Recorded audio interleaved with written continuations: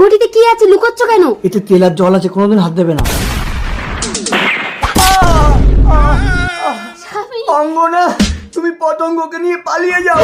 দাঁড়াও, পালাতে পারবে না, তোমাদের গেটে তালা বন্ধ করে দিয়েছি। আপনার পায়ে পড়ছি, দয়া করে আমাকে মারবেন না, তাহলে আমার এই মেয়েটা আর বাঁচবে না। আপনি যা চাইবেন আমি আপনাকে তাই দেবো। কথা দাও। আমার মেয়ের মাথায় হাত রেখে বলছি, আপনি যা চাইবেন আমি আপনাকে তাই দেবো। বলুন কি চাই? এখন আমি কিছু চাই না, সময় হলে আমি ঠিক চেয়ে নেবো।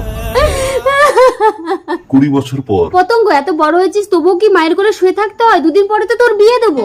ও মা, আমি তোমাকে ছেড়ে কোথাও যাব না। পতঙ্গ, ঘরে যা। প্রতাপ বাবু, আপনি? মনে আছে তাহলে? এত বছর পর আপনি এসেছেন, এই বয়সে আপনাকে দেওয়ার মতো শারীরিক সামর্থ্য আমার নেই। সেই জন্যই তো আমি তোমার মেয়েকে চাই।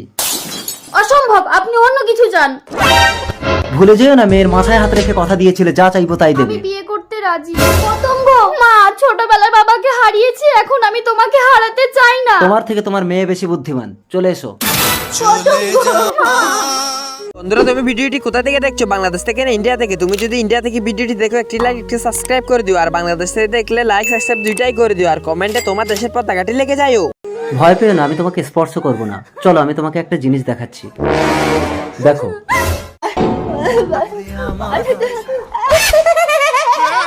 আমার একমাত্র ছেলে প্রলয়। আজ থেকে 20 বছর আগে তোমার বাবা কালা জাদু করে আমার স্ত্রীকে মেরে ফেলেছে, আর আমার ছেলেটাকে পাগল করে রেখেছে। তুমি যদি আমার ছেলেটাকে ভালো করে দিতে পারো তবেই তুমি মুক্তি পাবে।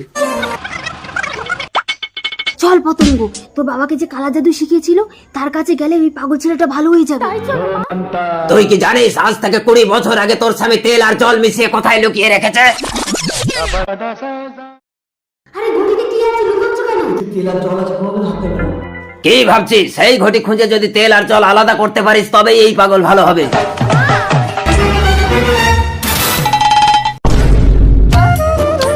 মা, তাড়াতাড়ি তেল আর জল আলাদা করো। করছি করছি।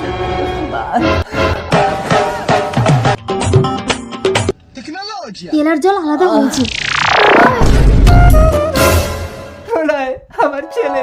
কে কে তুমি? আমি তোর বাবা প্রলয়। বাবা? পতঙ্গ, আমার প্রলয়কে সুস্থ করে দেওয়ার জন্য আমি তোমাকে মুক্তি দিলাম, চলো। দাঁড়ান, আপনার ছেলেকে তো আমি মুক্তি দেব না।